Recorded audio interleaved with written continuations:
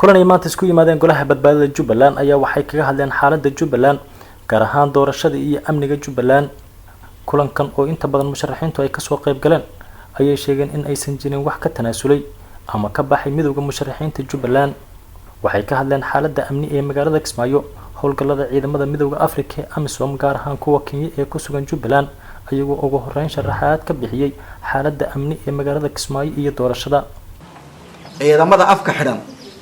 iyo kuwa muxuu ahaay hadda muxuu ahaay nooc gaar ah loo sameeyay muxuu ahaay meel kasta muxuu ahaay taagan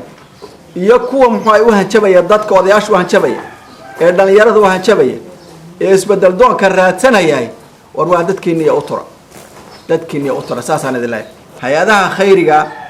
kuwa samafalka iyo beesha caalamka dhammaan waxaan ugu baaqayaa in ay la soo gaaraan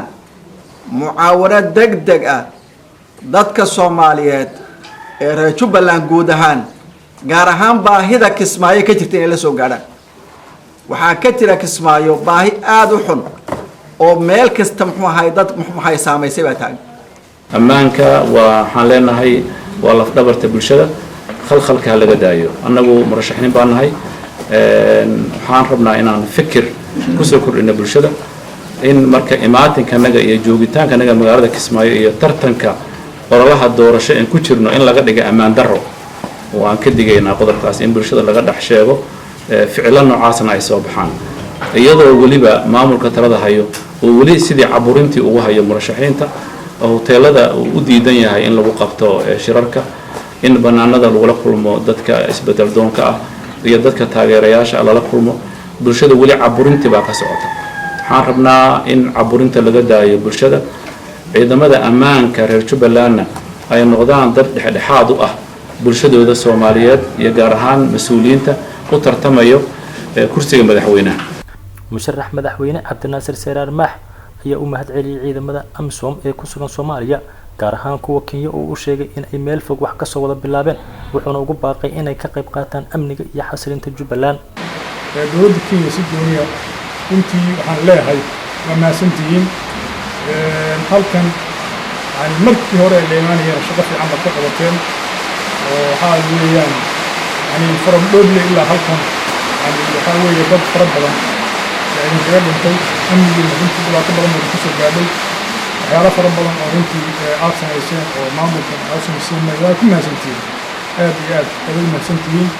علينا مركا بحال كتجري السياسة ده أنتي هنا كنا بطان بحال كنا بطان واسمها جبلان هريبة ساعة كنت ونستان أنا وياكم هالعلين هنا هذا هنا قيبتين حسي قالتان وما دام حدود دير عن لنا هاي جبلان إلى دولة كينيا أنا وحنبلن قاضينا هذه إلهي سبحانه وتعالى أمنا مكانيو وماشي إمام كذا أنا لو رجنا وسيدي عن دوننا وحب عام يعني إنا كشقين المديرية ده وعن شباب قلنا الروح وكينيا حدود دير كدر تسينا مديرية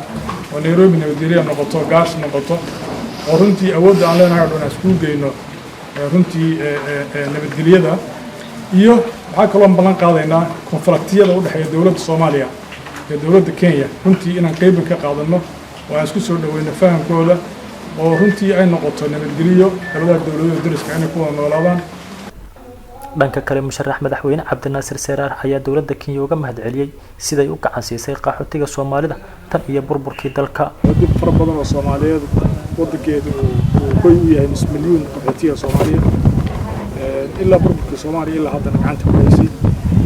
بنوم هالعلينا حنا رجنا ضد هنا ولا لا ورنت أدنى احترامين يجين لكن حرمنا طائرة يعني سينيا يعني سيا كنتي عدو الشباب اللي تدريين يعني سيلا والله بان